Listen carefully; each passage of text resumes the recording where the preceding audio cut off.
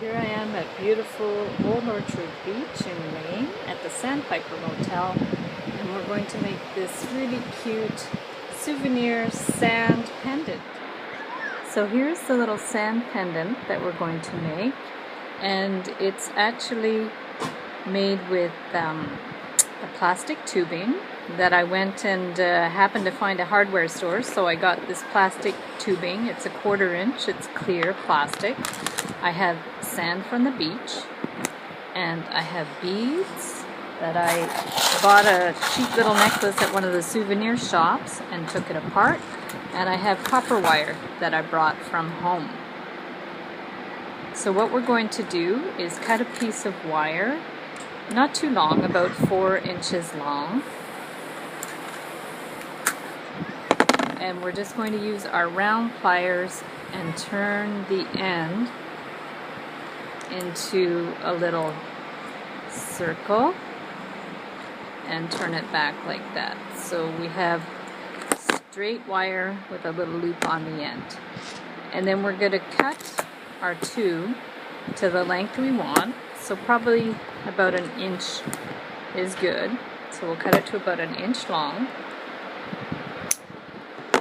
And then what we need to do is we're going to put the tube on the wire, but we need to put a couple little beads on the end first that will act as plugs. So I have these beads, and what I will do is we'll start with a little bead that's maybe about like 4 millimeters in size. So we'll start with the little bead, and then we'll put one that's a little bit bigger. Here's a fancy one that was on the necklace, so I'll put that one next. And then we're going to put our tube. So we put the tube like that. So this one's going to be quite long because it's got that fancy bead, but it's all good. We're going to experiment. And actually, if it wiggles around too much, like I'm seeing that this is wiggling too much, it's probably not a good idea. So we're going to save that pretty bead for another project. And I'll put one bead on there that's got a little bit more of a shape to it, and you'll see why. So it's a little more oval, and how that works is when we put the tube on there, it actually kind of goes into the tube a little bit to secure it in place. So that's good to remember. And then we're going to get our sand, and there's not really an easy way to get the sand in there other than to kind of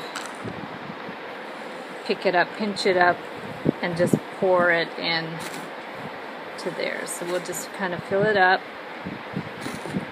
fill up the tube, and make sure you give it a little tap to make sure that sand settles. And go a little bit more, we'll tap it down. Okay. And now we'll put another bead on top. Here's one that's got a little bit of a shape to it. It's a round bead. So we'll stick that one on top. Okay. And you could put another little bead on top if you want. This bead's quite big, so I'm just going to use it as is. And then we're going to hold it securely, bend that at a bit of a 45-degree angle. We'll get our round pliers, and we'll form a loop. Form a loop at the top. That. So we've got a nice loop going at the top, and then we hold it with our flat pliers and twist it around so it's really secure, because you don't want the sand coming out of the tube.